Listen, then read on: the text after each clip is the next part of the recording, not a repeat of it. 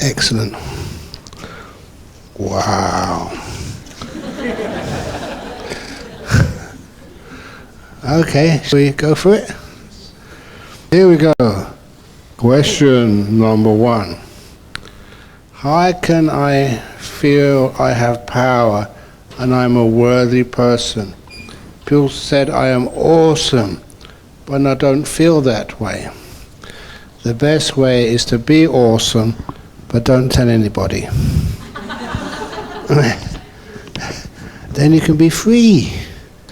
They don't expect anything from you.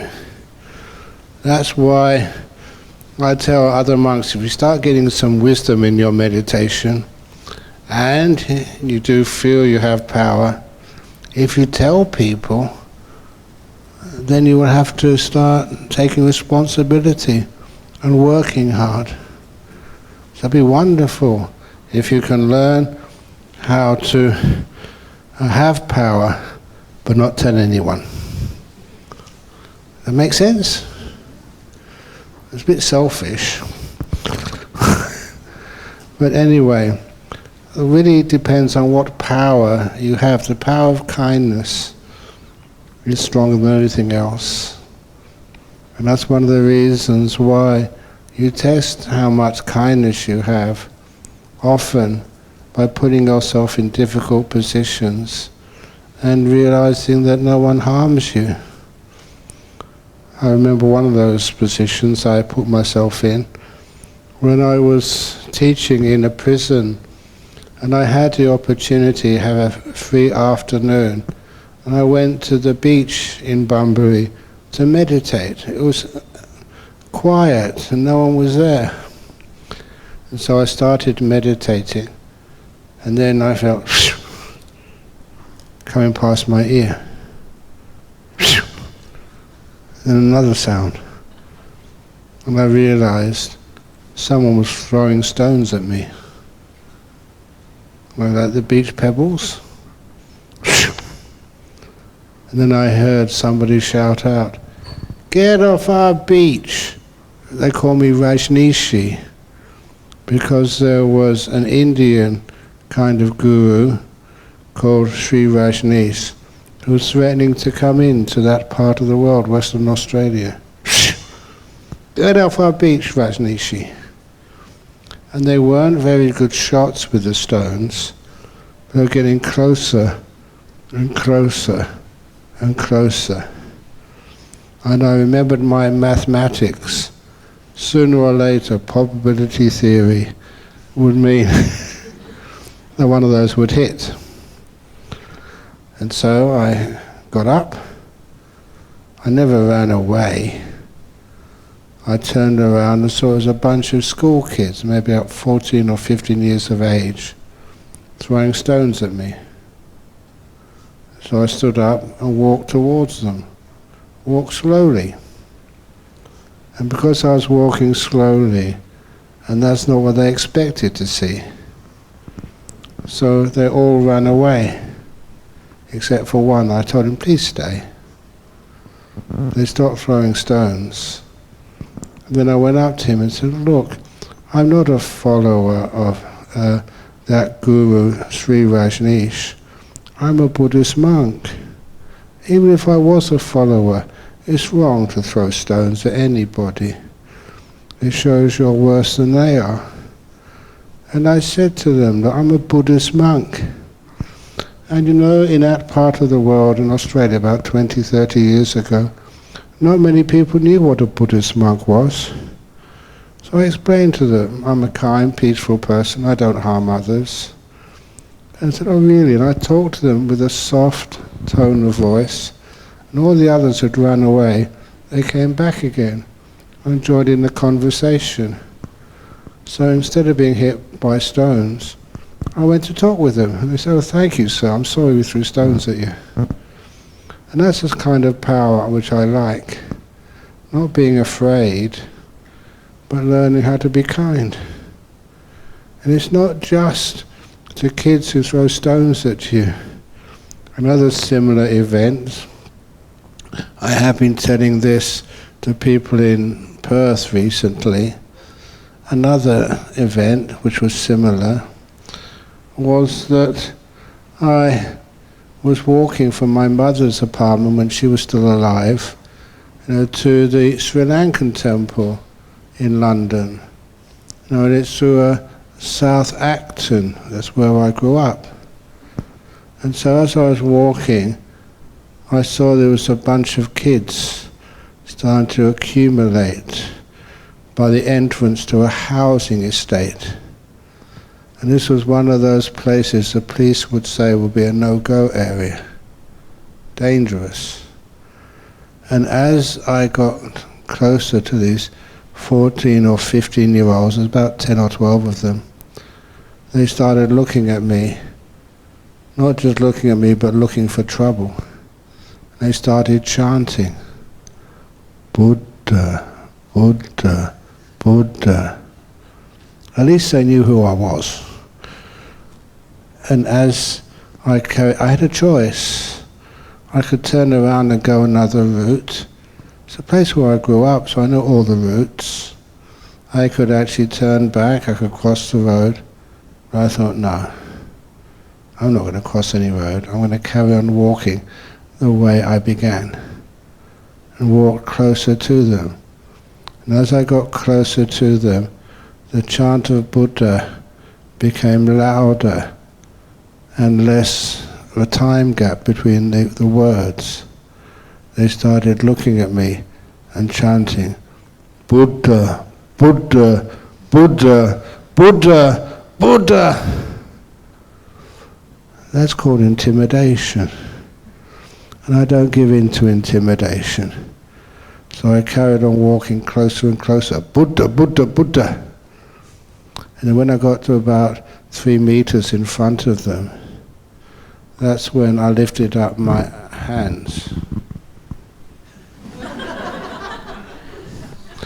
When I was a kid, I used to see this TV program called Kung Fu. I think it was David Carradine, I think it was, who starred in it. That's all I knew about Kung Fu.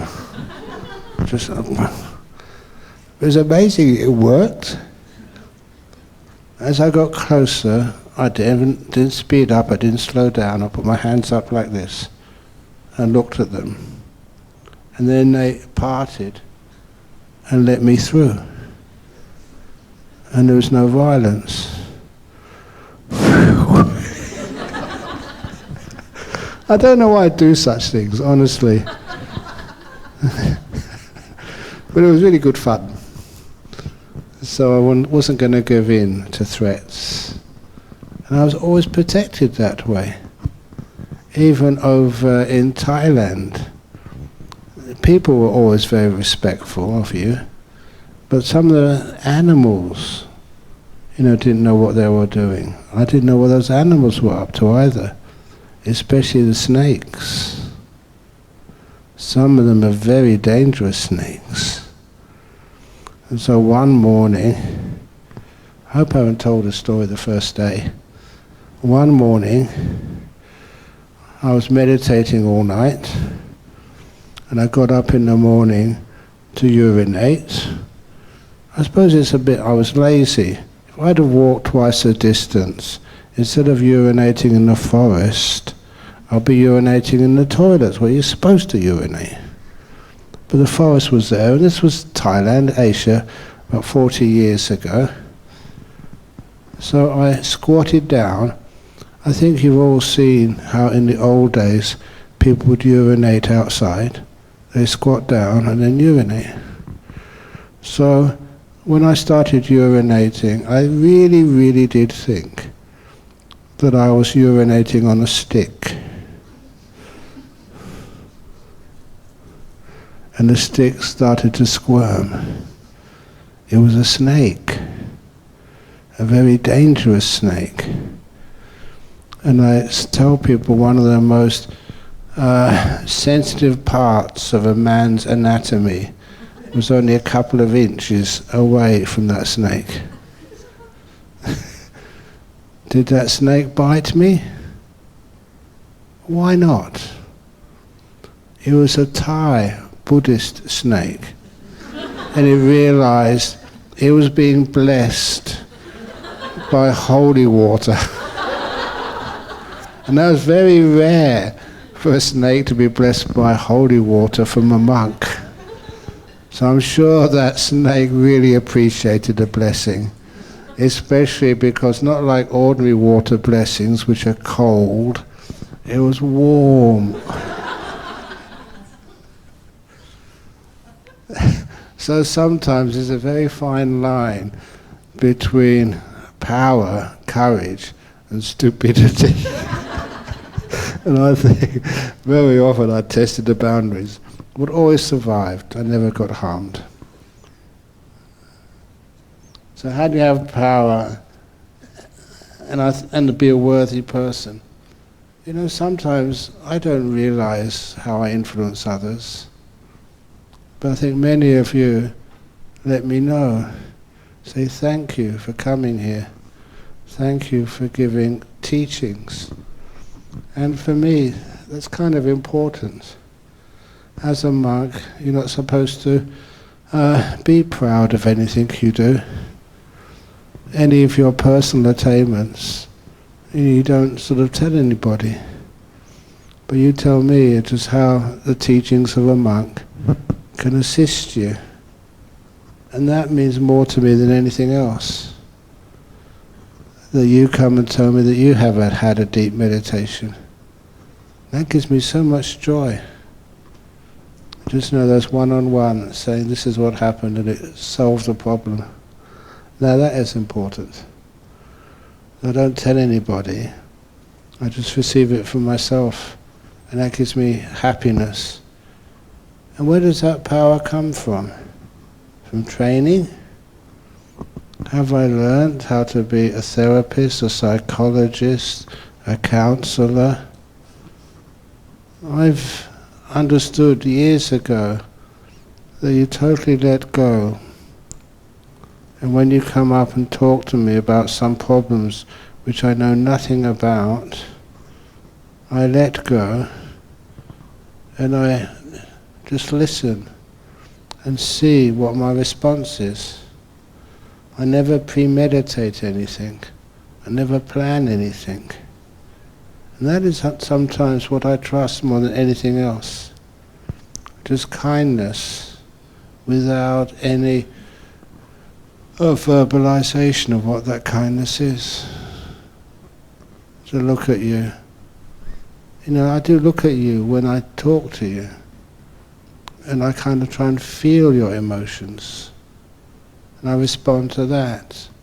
All the stuff which I've been taught and trained, I forget about. I think that's how to have power. Trust in the natural power of being mindful and being kind. Kindfulness. And sometimes I've come up with solutions which are weird, but they tend to work. And that kind of surprises me. Still one of those best experiences was when I was just travelling, in London, and I was at Paddington Station. And while I was in Paddington Station, just going through, I think from the underground trains to the mainland line, I was just walking there, minding my own business, and this lady came running towards me. She was an Afro-English person. And she came running straight towards me and said, you are the YouTube monk, aren't you? That's what she called me. It was years ago when someone put all my talks on YouTube. And I said, probably. And before I could answer, she looked at me and said, yes, you are. And she said, you saved my life. She wasn't a Buddhist. I don't know what religion she was, but she said that with so much sincerity, with tears in her eyes, and I realized that somehow I had.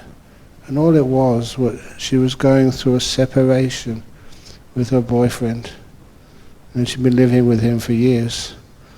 And when they left, they parted, that she was so depressed, she became suicidal. And where she lived in London, there was plenty of access for free to very good psychologists, marriage counsellors, and people who knew about depression, but nothing worked for her. And so she got worse and worse and worse. So like many modern people, instead of seeking for more medical professional help, she just got online. And she was just blogging through the internet. That's when she came on one of my talks, one of my famous talks, The 4 Ways of Letting Go. I don't know if any of you heard that talk, The 4 Ways of Letting Go. But when she heard that, she couldn't stop listening to it. And then when it finished, she binged on every other Ajahn Brahm talk she could find on the internet for hours. And she said that got rid of her depression, saved her life. Imagine how that feels. Someone comes up to you, you don't know them, but because you wear your robes, they can recognize you. And you go out in public, you don't always go in cars. That's why good old Gerald, he brought me this smiley octopus card. No, it's not a card, it's a little smiley thing you put on the keychain, but it gets you to travel on the underground trains or the MTR. Thank you for that. Because when you go on the MTR, you're accessible. I always think one of the worst things that a monk or a nun can do is to go in cars all the time with locked doors and no one ever sees you. And I know that because when I was a young boy, I was a Buddhist. I never saw a monk, even though there was a temple of monks in Chiswick, and that was just next suburb. And I used to go there lots and lots and lots of times. I never saw them. And I thought that was not right. The monks and nuns should be seen. Even if you don't know the answers, just to see you. You're a renunciant.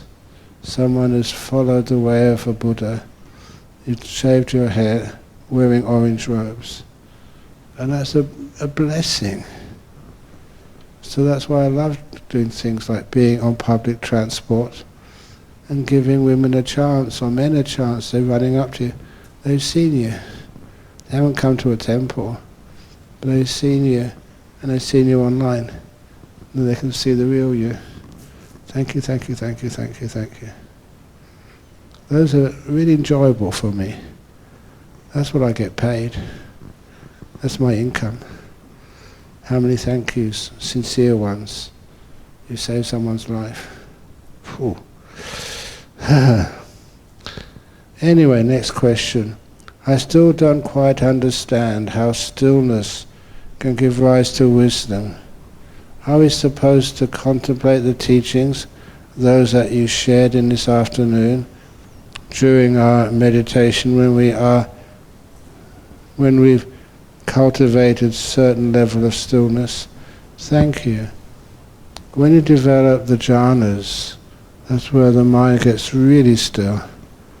You see so much more. That's one of the strange things I learned from stillness. It doesn't just keep the mind silent.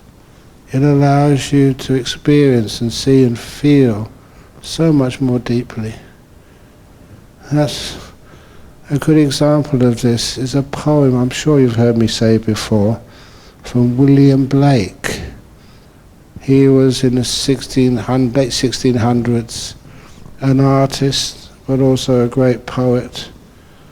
And one of the things he wrote, just 4 lines, inspired me when I first read it as a student, to see a world in a grain of sand, see a heaven in a wild flower, hold infinity in the palm of your hand, and eternity in an hour. What you're doing there is you're bending all the rules of perception, to see a world in a grain of sand. And of course that's so true. Sometimes you can pick up something which is worthless to people and look at it and see so much more in it than you're supposed to be ever see. To see a heaven in a wild flower. We have so many wild flowers in Western Australia. We have like a season where people come from overseas to actually enjoy the wildflowers, but they walk through them too fast. If you come to, say, Bodhinyana Monastery at the wildflower season, and you see these tiny little flowers, pop up in the forest, and just you look at them, you don't just look at them, you allow your mind to stay still with them. And then you see so much more. Hold eternity in the palm of your hand. The time loses its meaning. And that is also wonderful. You realize you're no longer a prisoner of time. What time is it? Okay, I didn't mean that. Well, the time is now. So you see, eternity, infinity in the palm of your hand, and eternity, just an hour, that rhymes with flower. That's the only reason he said an hour. The time has no more meaning. Imagine the freedom you feel. You can see beauty in places you've never seen before. And I mentioned some of that already, now I'm going to mention it again. The carpet you're sitting on. It's the same carpet as last year. Does it look beautiful? This is an old dirty old carpet when you first look at it. But if you look at it and stay still, it's amazing the detail you start to see. In art, you learn how to create beauty. But in real life, you see beauty in so many places. It doesn't depend on what you're looking at. It really depends on how you look at it. When you have a very nice meditation, very still, whatever you look at, you see more beautiful things in there you've ever seen before. And that's kind of crazy. You're not supposed to be able to do that. I think I told somebody just in interviews, I think somebody's actually tried to look for it, they told me, in the Cambridge Botanical Gardens. There used to be a clump of bamboo. When I did my first meditation retreat, practicing meditation, not teaching, at Bateman Street in Cambridge. And I remember the name of that street, just shows you how mindful I was in that meditation. That was, as a lay person then, that was about 54, 55 years ago. And the only reason I remember that street, we did a 9-day retreat. And that's the first time I ever got into a deep meditation. And just, I didn't know what I was up to. But we were allowed to go on a 1-hour walk every morning. And I, honestly, for 8 of those days, I never did the 1-hour walk. I walked to the end of Bateman Street, to the back entrance of the Cambridge Botanical Gardens. And I went into those gardens. The gate was always open early in the morning. And when I went in there was a clump of bamboo. I was stunned by its beauty. It really was gorgeous. Naturally, most clumps of bamboo in the world are particularly beautiful, which is why you see them in Chinese watercolors, in all the great paintings and artwork. They're always there. And this was a real clump of bamboo in the town of Cambridge. And I thought, Amazing how beautiful that was. Just the way each particular stem of bamboo, how it tapered so gracefully through the air, how the yellows and the greens merged together, and it was just not strong changes, but very gentle and beautiful, and even sensuous. And the way the leaves are not thick, they are slender and go to a point.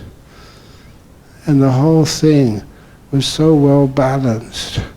It was an artwork. And I stood there for about 10 minutes, admiring just one clump of bamboo. And I did have enough common sense to realize that many students of my age were into drugs, and if anyone had seen me, they'd have thought, that's another student. I had long hair, okay, and a big beard. They'd have thought that's another student who was on some sort of drug. So I decided to sit down to be a little bit more inconspicuous. But I couldn't walk away from that clump of bamboo, which was extraordinarily beautiful. And I spent, instead of walking and having exercise, I spent about 50 minutes just staring at the most beautiful clump of bamboo in the world. And I couldn't finish with it. So I went there the next day, and the next day. For 8 of the 9 days, I went to the same bench, stood and stared at the most beautiful clump of bamboo in the world. And I never exhausted it. I never thought, I know that now, I don't need to look anymore. The other day I went for the walk by the river simply because I thought I should have some exercise. But for 8 days I went always back to that clump of bamboo. And then after the retreat was over, when I was back at university, doing the studies, being social, then I got on my bicycle. I had a couple of hours spare in the afternoon, and I cycled to the most beautiful clump of bamboo in the Cambridge Botanical Gardens. I went through the gate, all excited, and I saw the most miserable, desiccated plant which should never be planted in a cold climate like Cambridge. Where's my most beautiful plant in the world gone? It's the same plant, and in my mind was not still anymore. It had closed off to beauty. And I realized it was the meditation created that perception of beauty. I could see so much more into this plant which should not be there. The climate was not good for that bamboo. But when I was still, you could see so much more in it. That's why real wisdom comes from stillness. You can look and see so much more in what you're seeing, what other people haven't seen, especially with artwork, or with a clump of bamboo, or with even people. You look at somebody, you're still, you see so much more in them than they can see themselves. That's why I'm kind to you. I think, thank you for looking after me all these days, Gerald. Oh, no, that's nothing. No, it's not. Thank you for looking after me, you say. You're missing what I'm saying. I'm actually thanking you because I see much more in that than you see. That's what happens with stillness. In each one of you, you see so much more. And that's actually where people say you're wise, or you're kind. In stillness, you see so much more deeply.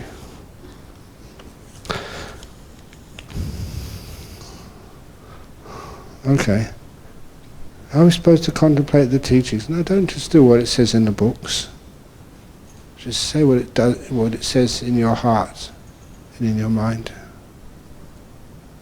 Then you understand the books.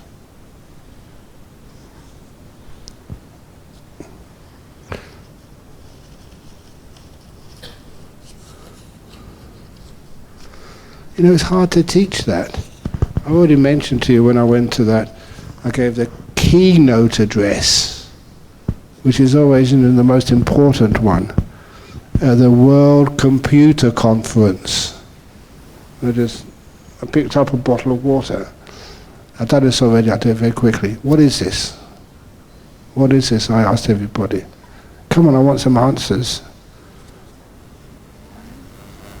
No, it's not.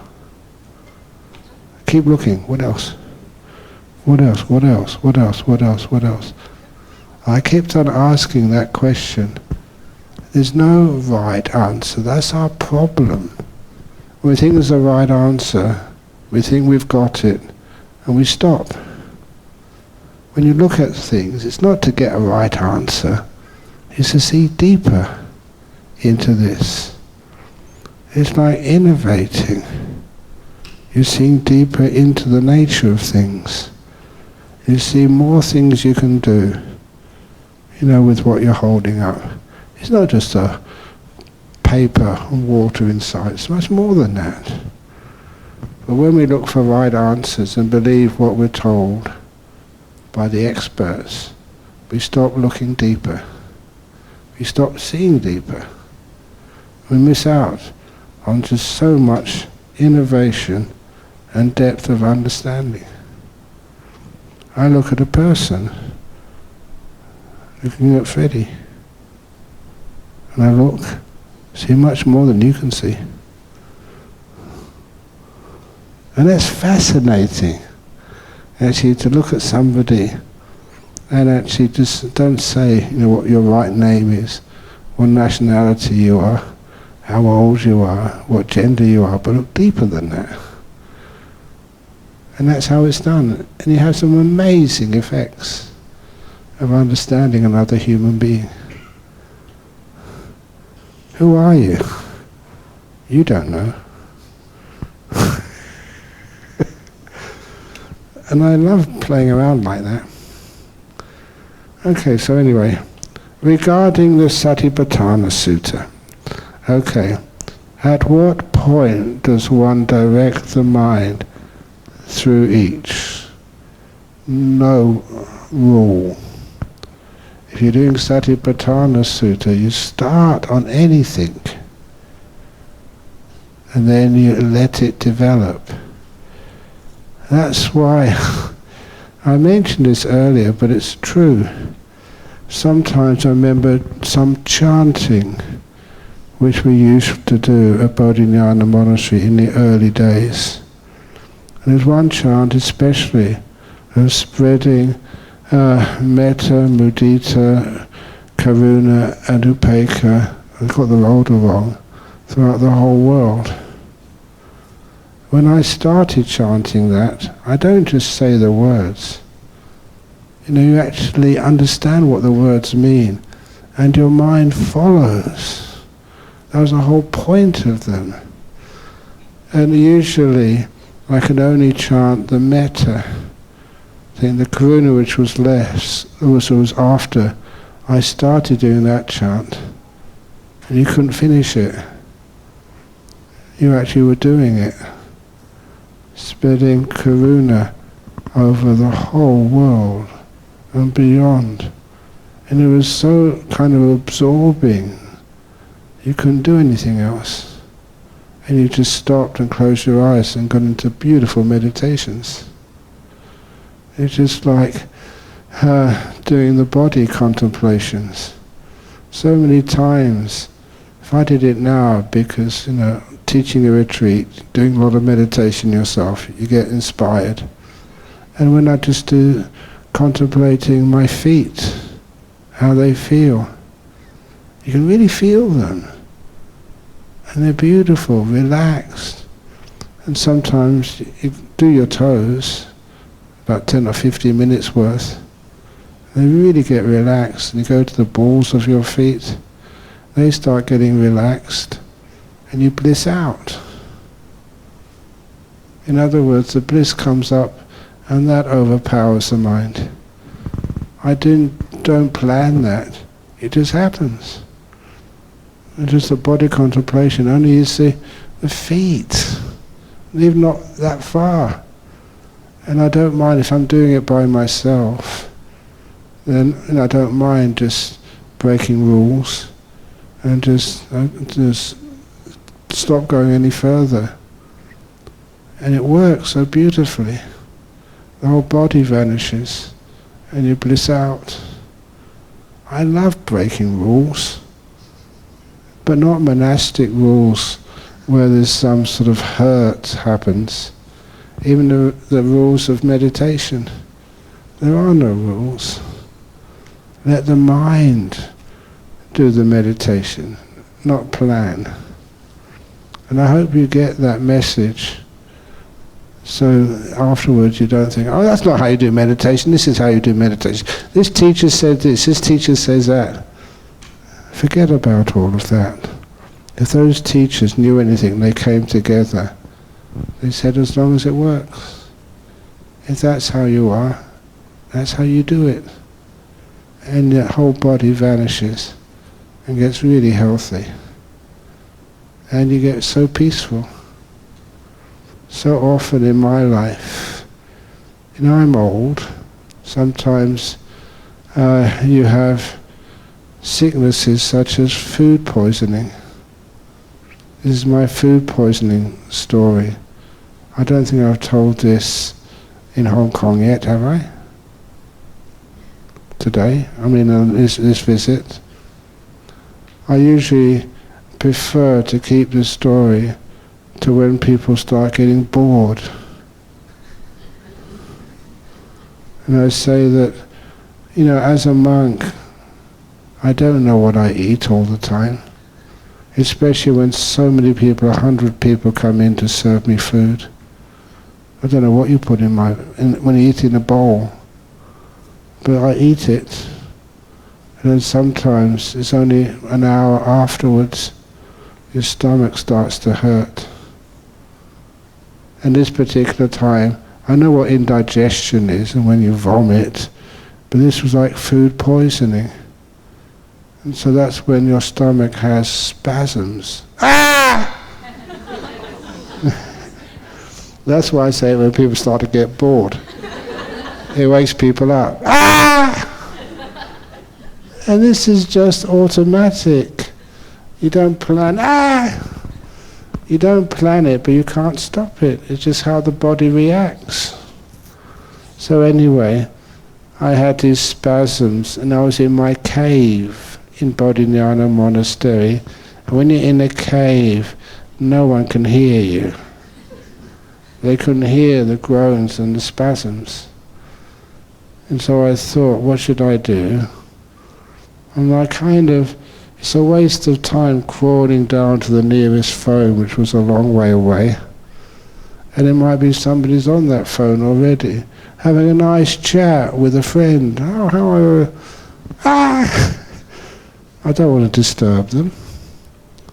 So instead of actually calling for a phone, and anyway, I've done that before when other people have accidents or sicknesses, and you call up the nearest ambulance station, say, where exactly are you?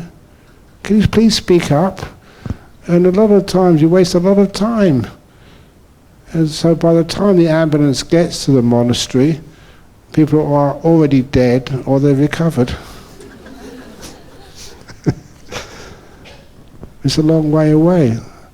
We have monasteries in remote places for the purpose of quietness. But it's also a long way away from ambulances. And so I decided, come on, I'm a monk. Instead of actually trying to get medical help, I understand the power of meditation. So let's just sit there and see what the mind can do with food poisoning. And I'm glad I did that, another story to tell people. Instead of complaining or calling for an ambulance, I decided to meditate. And meditation for me started with being as aware as you can of that feeling of what food poisoning is like. And you could feel the spasms start to grow for another, ah! You could feel it slowly growing and but of course took away all the fear and just knew it, and then it disappeared. And then I added the calmness, the kindness. The kindness is what causes the calmness.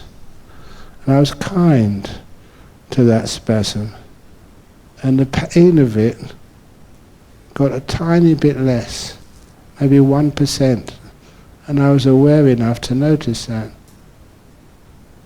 And then the next spasm was another 1% less painful. Calm. And after 5 minutes I felt the pain really was decreasing. It took half an hour. I don't know, it was like 20 minutes or 40 minutes, that's why I say half an hour now. I didn't have a clock to measure it. I was just calming it down. And after half an hour, all the spasms stopped. The pain vanished. That was a very real food poisoning. And it disappeared after 30 minutes. No more pain. And there was no more byproducts of that. I never took any medication or water or anything. Just meditated and it all vanished. And then I thought afterwards, how could that vanish? These were bacteria or something in my stomach, real ones, which were rebelling, which were going crazy and causing all that pain. But then I stopped and noticed what had happened. My theory, because the last time in the science lab I saw bacteria, forget which type it was, they were like these little blobs with little tentacles coming out. And so I imagined that now each of those blobs had their tentacles all cross-legged, meditating. I don't know, they never caused any more pain or problem for me. And I thought that's brilliant. So that's actually how that stillness, you use that to overcome food poisoning. I thought that was brilliant. So I don't know where that came from, but I like experimenting, which is like kind of breaking rules and discovering new ones. I was a scientist before, and that's what we do. Anyway, so don't always follow. You could do this first, and then you do that, and then you do something else. Experiment, please. And you find out wisdom. Last night when we meditated together, I felt really great. Did you send us energy when we sit together, sadhu, sadhu, sadhu? I cannot stop sharing energy. You don't do it through willpower. You just, because you're peaceful, it makes other people peaceful. That's why it's great meditating with an Ajahn. You'd be still there, and his stillness, you could kind of feel. If I was really agitated and angry, you would feel that. If I'm peaceful, hopefully you can feel that. So you see how kind it is in the world to be peaceful? How it makes other people feel that energy of peace and settle people down. So once they start feeling peaceful, they can see that just being agitated has no real purpose. Everything slows down. Everything becomes peaceful. That's why even just, you see a snake crawling on you, you don't feel scared at all. That's one of my preceptor. He was the head monk at Wat Saket. Actually, basically the head monk in Thailand years ago. And I was visiting him. I was waiting for him. He was late. And I was meditating. And so when he came in, I heard him, and so I opened my eyes. And he said, that I was a good meditator. And I was surprised. He told me some of his meditation experiences when he was a young monk, when he had more time to meditate. And he said, he was born in the island of Koh Samui, which is now a tourist destination. But he said that he was sent by his teacher to meditate in a coconut plantation. And he was sitting under a coconut tree, very peaceful. And after a couple of hours, when he opened his eyes and came out of his meditation, he saw a snake crawled up in his lap. And he was taught by his teachers and family that was a very, very venomous snake. If that bit you, you were dead. And it was crawled up in his lap. He recognized the species of snake, and the second thing he noticed, there was not even a tiny bit of fear in his heart. You could see the snake clearly. He was happily coiled in his lap, but fear was not there. He'd just been in a nice meditation. And so he just closed his eyes and meditated another 10 or 15 minutes. Never tried to disturb or distract or whatever that snake. And he just carried on meditating. And after about another 15 minutes, the snake very calmly uncoiled itself and crawled away. He said that was an impossible thing to do. It just happened naturally. Obviously saved his life, but he never needed to do any effort. It's a natural phenomena. When you're at peace, fear disappears. Imagine what it's like when you don't have fear. Really, you don't think about it, you don't do it, it just happens. Those are kind of some nice stories which I learned over all these years.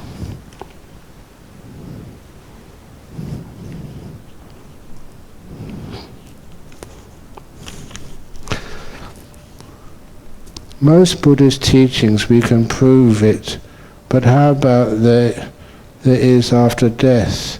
How can we trust if we are not sure about it? That's an easy question. You can actually just make that research and find out, test it out. One of the people who was doubtful about rebirth, he happened to be, for a few years, the president of our Buddhist society in Western Australia. And before he was the president, or was it just after, but around that time, his brother was having mental illness. And so he thought to take his brother to one of these regressionist hypnotists who claim to be able to take people into their past lives and solve problems. These are all Westerners. And so he thought, I'm not going to take my brother to see this hypnotic regressionist until trying it out myself. And so he made an appointment with this hypnotic regressionist. But this guy's job at the time, he was in the Australian Navy as a captain. And so it just so happened by chance there were emergency exercises in Western Australia in case there was some attack. They wanted to prepare for it. So he was working day and night for about 3 days. He was really tired when he went to see this hypnotist. He said that was one of the reasons why he was so easy to hypnotize. He's kind of exhausted. He had no resistance left. And this hypnotist put him on the table, and regressed him. The very first time he got back into his past life. And he recorded that in his previous life he was born in Ireland about 200 years ago, 150 years ago or something. He hated the British, as most Irish did at that time. They were the colonists, the Brits. And he hated them, but there was no future for him in Ireland at the time. And so he actually joined a program where the British Army were recruiting people to work in the prisons in Australia. Not a very good job, but at least it gave him a future. Because after about 3 or 4 years in the prisons, you were given a grant of land in the south of Western Australia. And that could be a place you could start a family and a new life, given a grant of land for free. So he followed that. He went to Australia, and he remembered the uniform he had to wear, which was a grey uniform. And all these details were recorded in this hypnotic regression. He checked it afterwards. He went to the local library, and there was still one set of photographs of these people who came from somewhere in the British Isles, even from Ireland. No one else believed that such a uniform existed. And he remembered arriving at Fremantle. He remembered the pub where he met his wife to be. Remembered her name. Found the marriage certificate with the name exactly as he remembered in hypnotic regression. He knew where he worked. He could not find the church where he said he got married, but he remembered the grant of land he was given in Mount Barker in the south of Western Australia. Later on, together with the regressionist, they went on the journey to investigate that grant of land. It was all in the titles office, including the signature of who he was before, which he remembered. And the hypnotic regressionist wrote it down. They went to this farm because the first house he built was one of the first stone houses which were built in that area.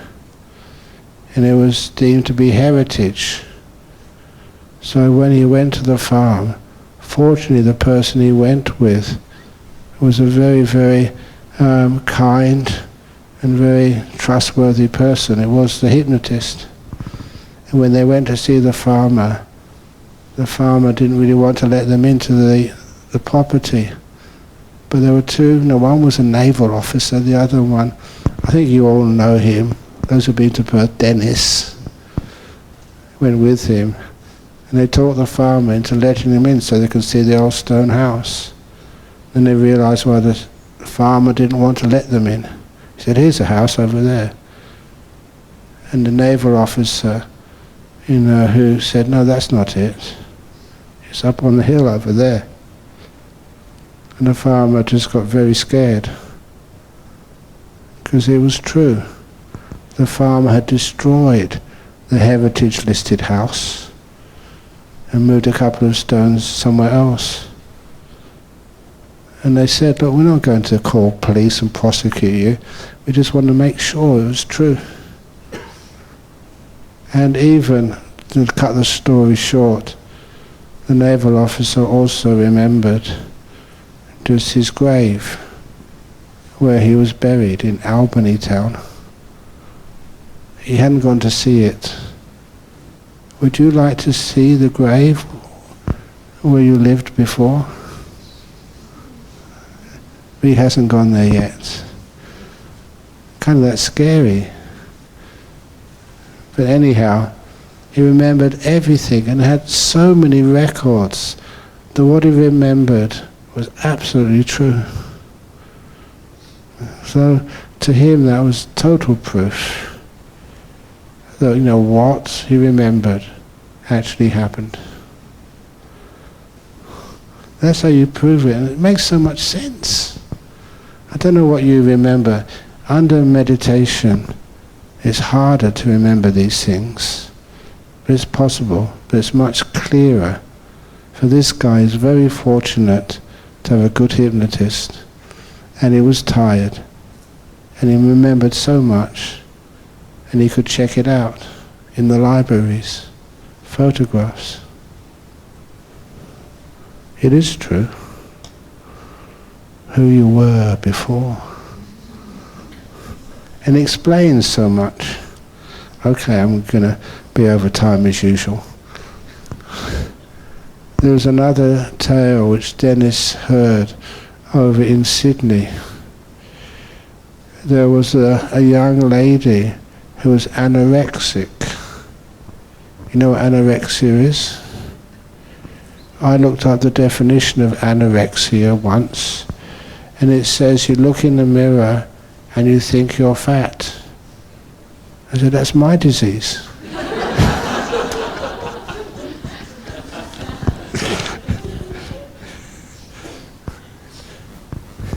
But this is when it's really anorexia. You get thinner and thinner and thinner, and it's a challenge to your health and longevity.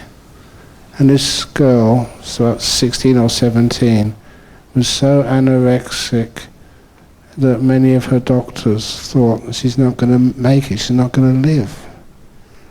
And no one could actually find out the reason.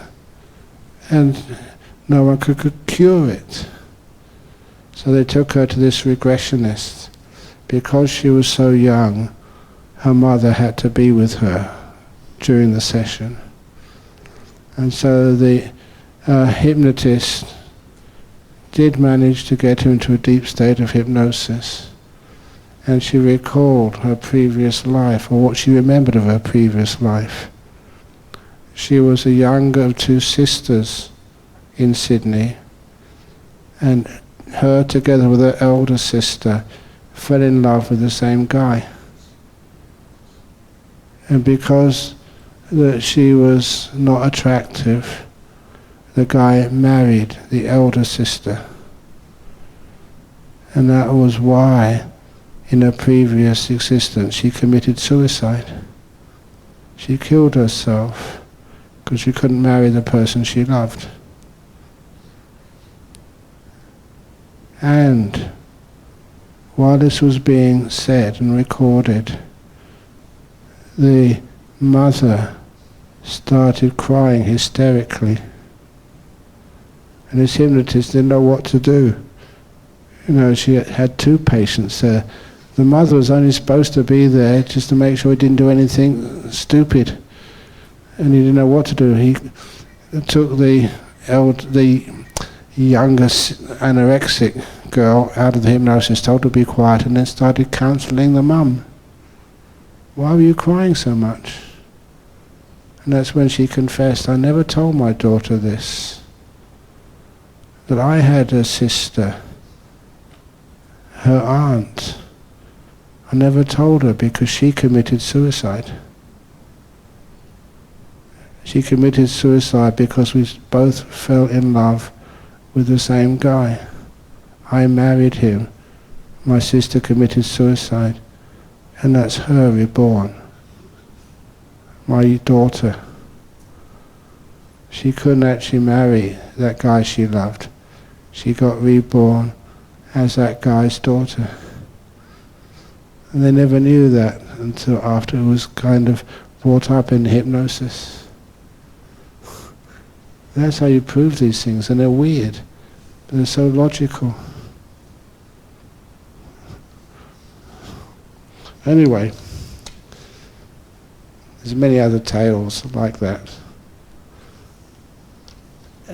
Did anybody actually live in England in the same years I lived there? 19... Well, this is one of those stories which I really like. there was an entertainer there, a comedian, who was quite famous on TV. His name was Rod Hull, Hull. And I liked him, he was funny. But he was good enough to be on many, many programs on TV, but not good enough to actually to extend his fame to places like America or anywhere else in the world. And apparently he wrote this article, which I had a copy of, I don't know where it is now. He was performing in one of the theatres in London at a time when Margaret Thatcher instituted a new one-way system for traffic in London. And the first time he used it, he got totally lost. He didn't know which way to turn. This was before GPS.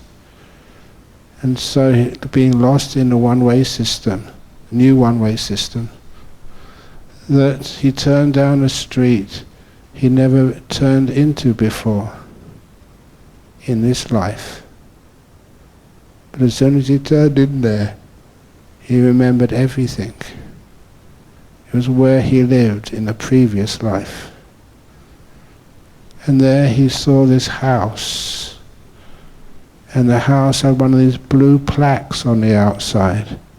If you've been to London, you see where any famous person has lived, they remember it by putting a plaque on the outside.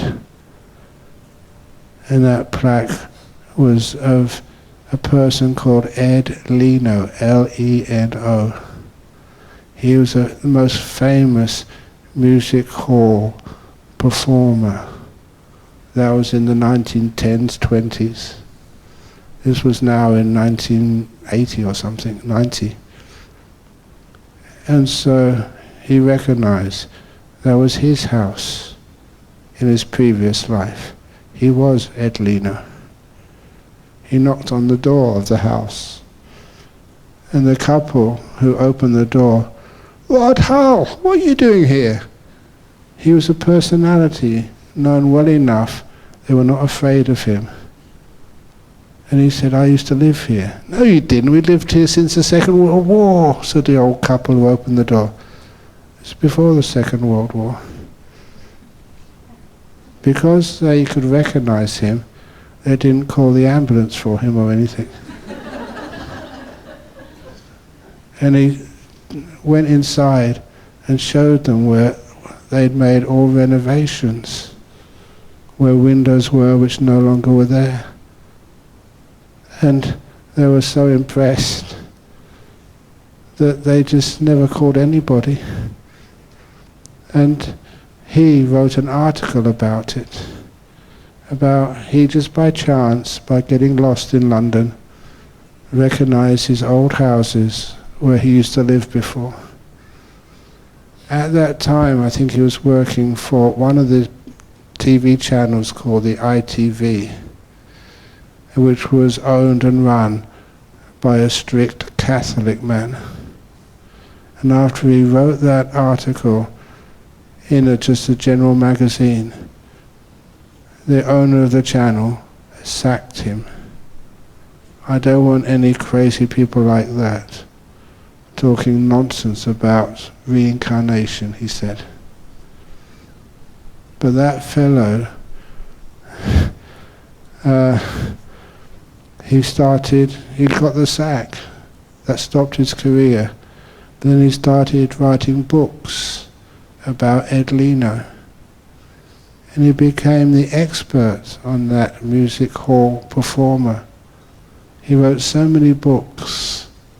He became the expert on Ed Leno's life. And that's where he got his money from after that time. I kind of like that story, because I do remember just the guy. He was a personality. I saw him many times. He was very funny. He was a music hall entertainer before in his previous life. Those are kind of stories which you believe in because you know what happened.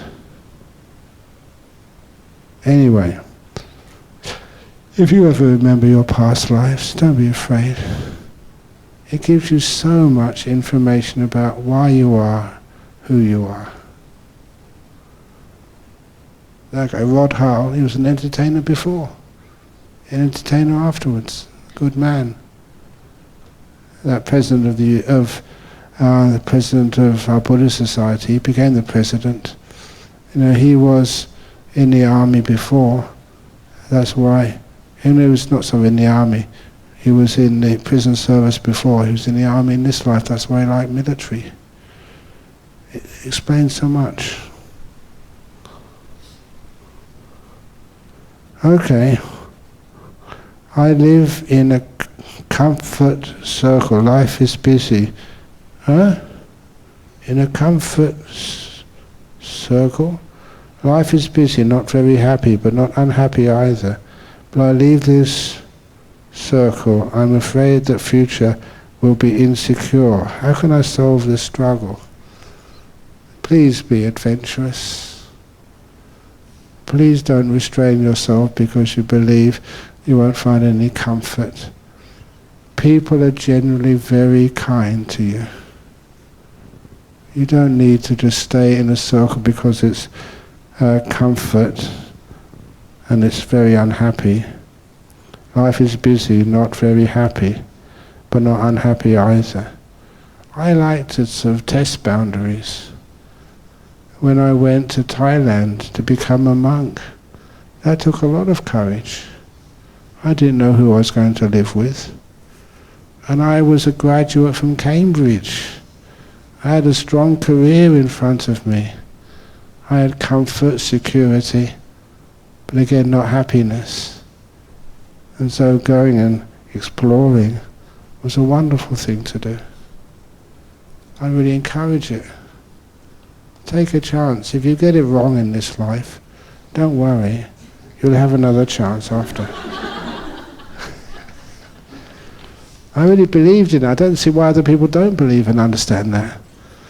So because of that, it gives you much more freedom to experiment, go further than other people have gone. What's one of the scariest things you can do? Give public talks. And I remember one of the scariest moments was in Singapore, where I was going to give a series of talks, just me, no one else. And it was at that time that the people there publicized the talks by putting posters on the back of buses with my photo on them. I know many people used to say that I've got a face like the back of a bus. And that was true. But I remember just going in the auditorium, I think Suntec City Convention Centre in the middle of town. I asked people, how many people are there booked in? Only about 3,000. And this was on a weekday's night. All of those people in that first talk had taken the evening off their home, were sitting there expecting to be entertained. They'd been working all day, would have to go and have a quick dinner in the evening sometime afterwards and get up tomorrow morning to go to work. And I was the only performer. There's one person giving a talk to them. And when I started walking in, I thought, what if I mess up? What if I get scared and I can't give any talk? What if all these people who put all this money and time into organizing my talk get embarrassed? What if I say something wrong? I believe in karma, and I let down the Buddha or Buddhism. I started thinking about all of this as I was walking in, saw my seat, and saw all the people sitting there expecting. And I thought, for a moment, I was scared. Then I thought, no, that's not the way to live. I'm going to go there and enjoy myself. I'm going to have fun. I don't care about other people having fun. I am going to have fun. And that relaxed me enormously. That's why often when I give talks, I tell silly jokes. I love telling those silly jokes. It relaxes me, relaxes you. And when you relax to the max, which is what I do all the time, then you always actually, people enjoy your talks. And so that was the first talk of about 4 talks, one day after another, same venue. The next day, more people came. The next day, more people. And the final day, full house. I enjoyed it. So I do care about you, but the most important part of me ever giving a talk is I would enjoy myself. I insist on enjoying myself. So what are some of the silly jokes which I say?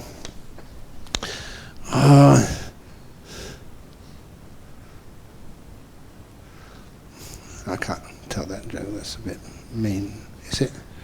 I don't know. But anyway, sometimes I've got suppliers of jokes and they send me emails and, well, I'll think of one in a moment. Anyway, dear Ajahn, how to tackle if a woman envies another woman, is too happy and fulfilled in Asian culture, sharing meditation practice? Is this a joke?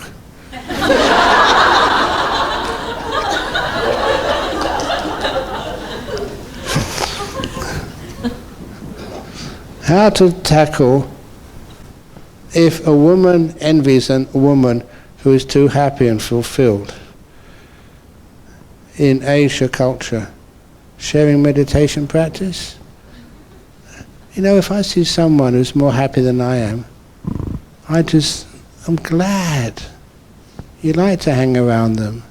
And just, as I said earlier, you share happiness and you share sort of anger if you're angry, if you're upset. And it's wonderful if somebody, you don't envy a woman who's too happy, you'd love them to be too happy. A good example of that, as a joke, here it comes. There was this guy in Australia, he was a painter, a portrait painter, a very good one. And that was his love to paint portraits, but also his source of income. And then one day he was riding his motorbike, and then he hit something. The next thing he knew, he woke up in hospital with bandages over his painting arm. And the doctor told him, because of the injuries in the accident, they had to amputate his hand. He said, "My painting hand?" "Yes, to save your life. It was too badly injured." And he was so depressed. That was the hand which he used to paint with, his source of income. So he was in hospital for quite a few days. But there, he got so depressed, he planned how he was going to kill himself.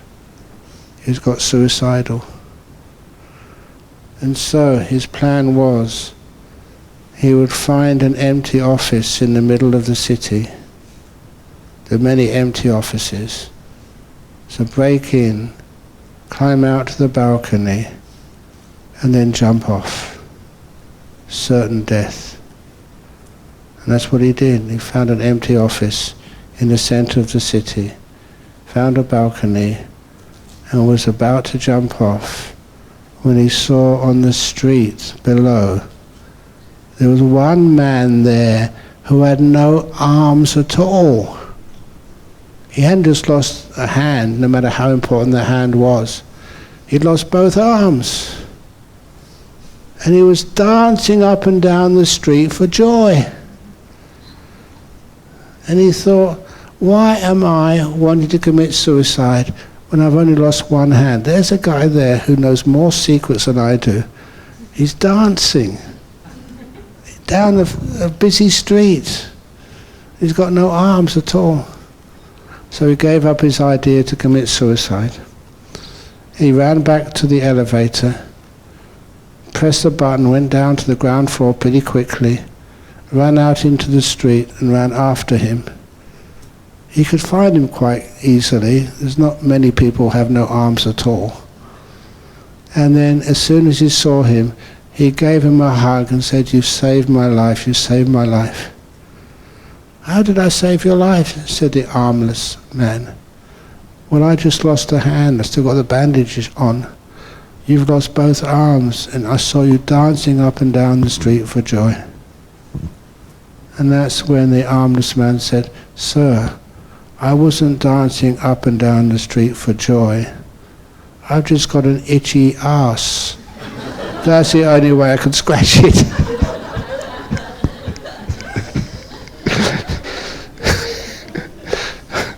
I apologise for that joke.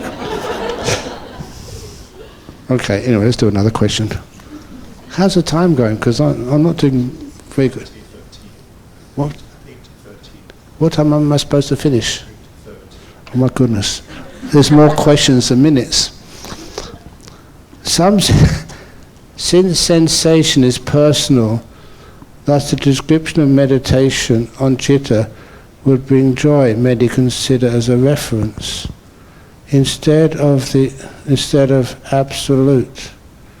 My experience on anapanasati is more like peaceful rather than joy.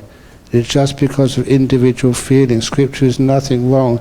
However, everyone interprets their own lens.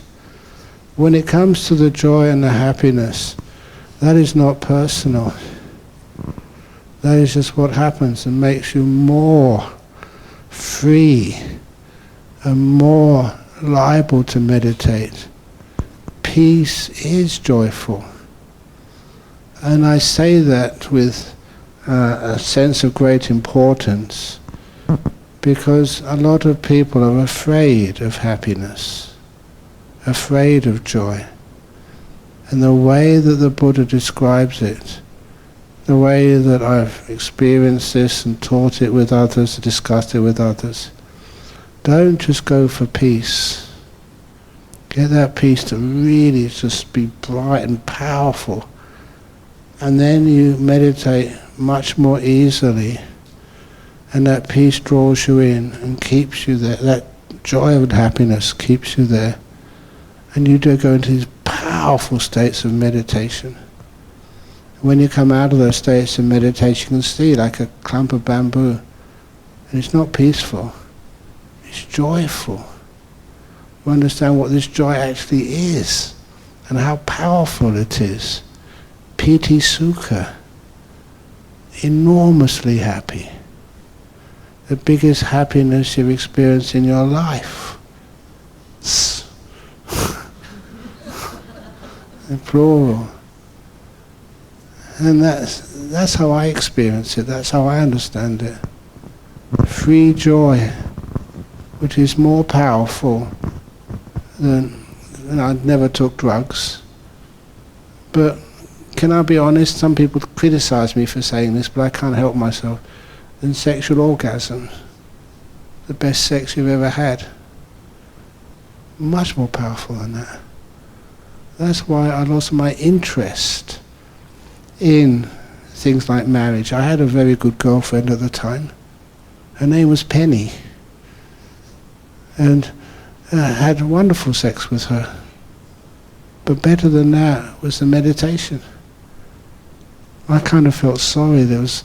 Now I look back and think, that was almost being unfaithful to her.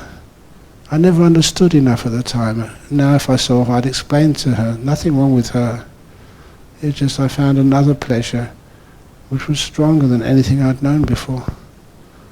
And quite naturally that's what pulls you to being a monastic. Where is she now? Haven't got a clue. Remember that was 55 years ago? But it's just, and then when people started talking about even heroin, why does that addict people? It's really, really pleasurable, but the meditation is even more pleasurable. So that's why we get into these jhanas, the highest pleasures. And when you can access that, I remember just when I became a monk, I had nightmares. The first 3 nights I was in brown robes. I woke up in the middle of the night, and honestly, it was a nightmare. I opened my eyes and saw my folded brown robes next to me. I was not a layman anymore. I was a monk. And that created so much peace and happiness in me. That occurred the next night and the next night, 3 nights in a row. I remembered that, which meant, as far as I'm concerned, I'd found my niche in life, and everything else was not important. That's all I needed. I had this beautiful freedom of letting go of all the things of the world. It's not just peaceful. You're free of so many diseases of wanting and ill will. Of course that's happiness. Otherwise I can't understand why anyone would want to do it. Okay, and there's another question. Dear Ajahn, yesterday when I meditated gradually, I felt so relaxed for the first time, and I could even feel hands until I moved them. Was I sleeping or meditating? You are meditating. Well done. It gets even better than that. Please don't be afraid when you're meditating. Things disappear and you feel free, liberated. Imagine your whole body vanishing. How would that feel? Do you have aches and pains in the body? I look at you and somebody always moving your hairs, moving your head, scratching your eyes. You're always doing something. We do that all the time. We don't notice. It's because we're not comfortable. If you're really comfortable, you're very still. You don't need to move. The body relaxes. It heals itself. That's where diseases and stuff vanish. You have no fear at all. Maybe I'm not talking enough about the pleasures of meditation. There's a huge amount of pleasures there. And they're not illegal. They're not bad for the health. You don't need another person to make it happen. You do it by yourself, any place, anywhere, from any time. And you get so still. So blissed. Oh dear. So you're not sleepy, you were meditating. You need to go even further. Bliss out to the max. Thank you, Ajahn, for your precious teachings. In the Theravada traditions, how should we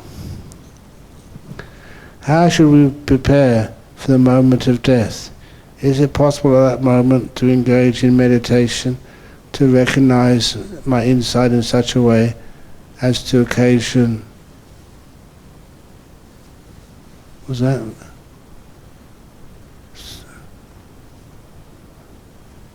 Is it reservation? I don't know, but remember that if you meditate, if you get into a jhana, you don't die. You're protected. I don't know how it works, but you find out that all these cases of people meditating, it's like the body is so well balanced, the cause of death is kind of prevented. I think maybe there are cases where people are very old and their body just, can't maintain itself. You have to be really sick, very old, to die that way. But most of the time through meditation you can prevent these things happening, especially cancers. I know so often when people get so still, so happy, so joyful, they enter a jhana and cancers vanish. That's one of the things which I do in Perth, is actually teach meditation in the Cancer Support Association. Been doing that for years. It's wonderful, the people you meet there, and you tell them, just know, cancer is not a sentence, it's just a word.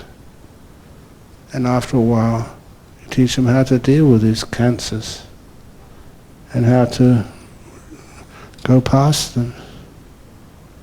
And it's so well known now that many people, they do the meditation retreats to make sure their cancers don't reoccur or that disappear.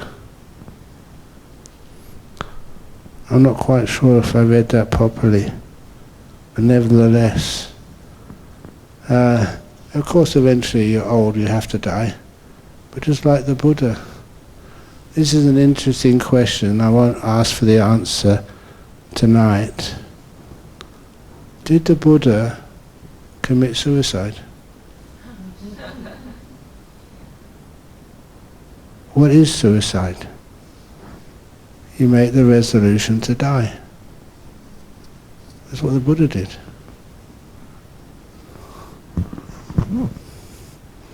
I'll answer that question tomorrow. Thank you, Ajahn, for your... Oh, I did that one. Is there any intermediate bardo state between death and rebirth? Of course. How many of you have seen ghosts? Come on. Great. Ghosts exist, you see them, you can talk to them. And sometimes that shows you that once a person dies, that they sometimes carry on existing as a ghost. And have you ever heard the 49 days? Is that Theravada or Mahayana or what? That's nature. Because one of the first times this happened, there was what's it called?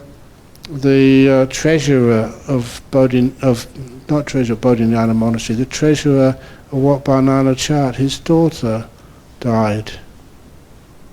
And some weeks later, the treasurer came and saw me really early in the morning, and he said, last night, or rather early this morning, at the breakfast time, in Asia people just sit around on the floor around the food and they talk to one another. There's about 17 people in this house of the treasurer. And one of them, she said, I had a strange dream last night. My sister who passed away came to see me and take leave. So I've been here long enough now, I'm going. And at that, everyone else at that breakfast stopped talking.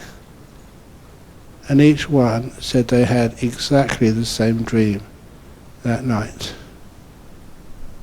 And 17 people, precisely the same dream.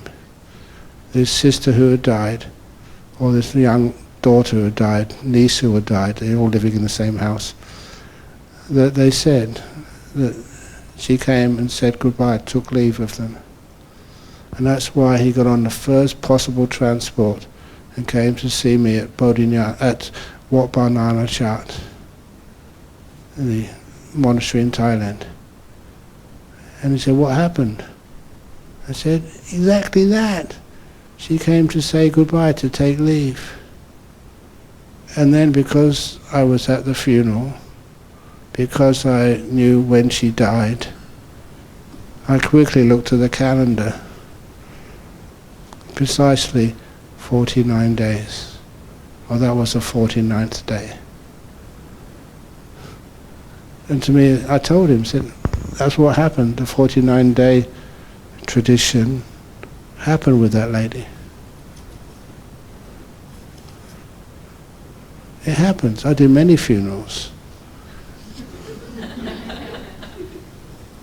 And sometimes you don't want to say, one of the clearest Do you know that Thai man, Sompop? Those of you who've been to Bodhinyana Monastery, he's one of our chief supporters there. But anyway, his first wife died,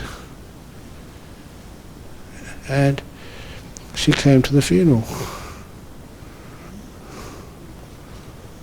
You don't want to say, because it makes people scared. But there she was at the front, paying respects, basically to me, dying of cancer. But she came to her own funeral. Many of you may have seen things like that happen. That was one of the clearest. Ghosts exist, they're not dangerous. Anyway, dear Ajahn, please, when you go in the elevator back to your room where you're staying, please don't be afraid.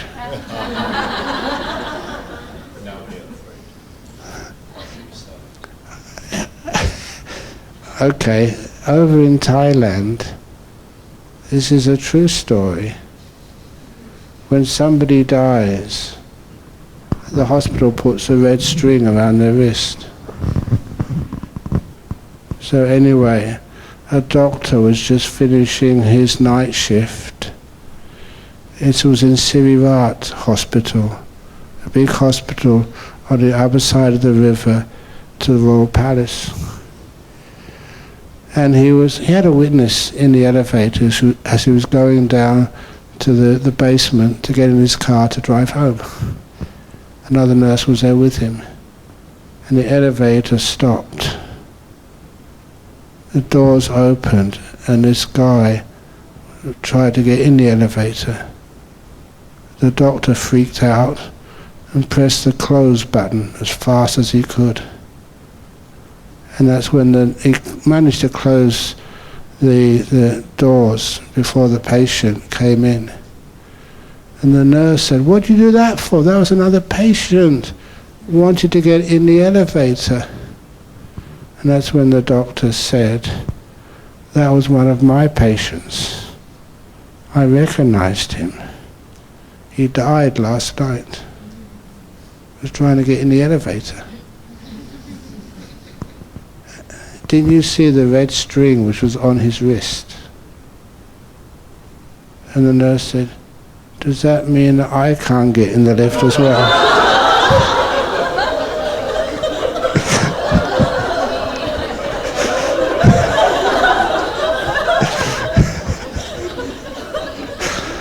And that was a true story. They checked afterwards. The doctor fainted there. You don't have to worry, you're perfectly safe. You get scared, but that's the worst that the ghost could ever do for you. Just scared. But then the doctor, when he was resuscitated, they checked out that patient he described, it was his patient the night before died, and said yes, he had died. And the nurse had died coming to the hospital in a car crash in the traffic. It was true. But it's okay, this is not a hospital. This is a hotel. You're perfectly safe. Yeah, meditate all night. But against that, in what Banana chart, there's a cremation monastery. And so we did a cremation that night. It was a full moon night. And having done the cremation in the afternoon, all the monks in that evening, we have our usual duties. You always stay in the hall in the evening to do an all-night meditation. There was a Thai novice who was staying with us, and he normally would sneak out of the hall to go to bed in the middle of the night. Fair enough, he was just young. And about 1 o'clock, 2 o'clock or something, instead of going to his hut to go to bed, he really needed to go to the toilet. He'd been actually staying up longer than usual because he was terrified of going out of the hall into the dark forest. But to go to the toilet was only maybe 50, 60 meters away. He couldn't stand, not urinating. So he made a dash for it. He got into this is a true story, he got into the toilet cubicle and he squatted down to urinate. The door was locked. And as he was urinating, how can I get the sound effects? He heard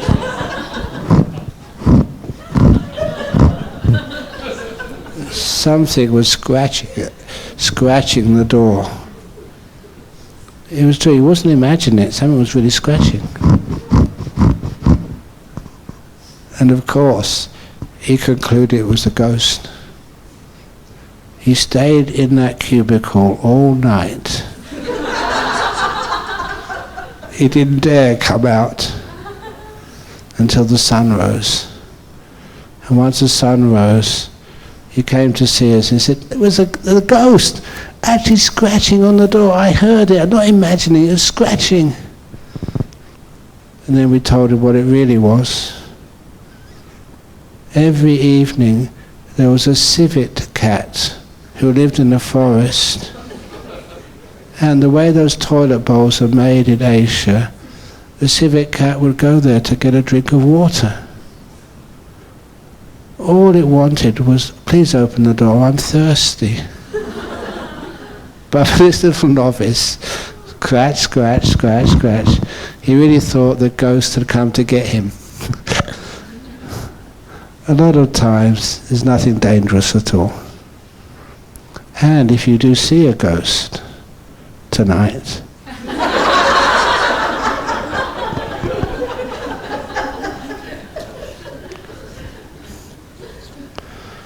please send him to room number, what was it, 1527?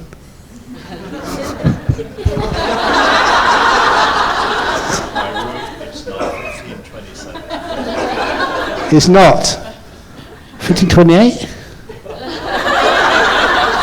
1529. 1520. Who's there? You? Now, maybe my room is 1526. I welcome any ghost to 1526 tonight. No, 1529. 29, that's your one. Huh? That's your one, 29. Mine is 26. I don't want ghosts to go to your room. Why not? No, I choose my friends. They'll be scared to go. You tell them, "Look, in this hotel there's a Buddhist monk. So you go and report to the headmaster, me." And the ghost will be terrified. Because I'm not afraid of them. They're the ones afraid of me. If ever you were sent to the headmaster's room when you were at school, were you scared? I got much more power than the headmaster. So the ghost would be terrified. So now you know what to do. If you see a ghost in the elevator, floor 15. Okay, I think I've taught enough nonsense tonight. Even though there's many more questions. Is it 8:30? 8:35. That's okay, because ghosts usually don't get up until at least 10, 11 o'clock. No, just having some fun. The most important message is don't be scared, ever. I'm not afraid of kids who throw stones at me. I'm not afraid of hoodlums who would scare police. Go up and I walk straight through them. I'm never afraid. And people never harm you. I'm not afraid of snakes. They're kind of my friends. Give them lots of loving kindness. They never harm you. Okay. So let's finish off now. Sadhu, sadhu, sadhu. questions if I'm still alive tomorrow. We can answer tomorrow morning or tomorrow evening or something.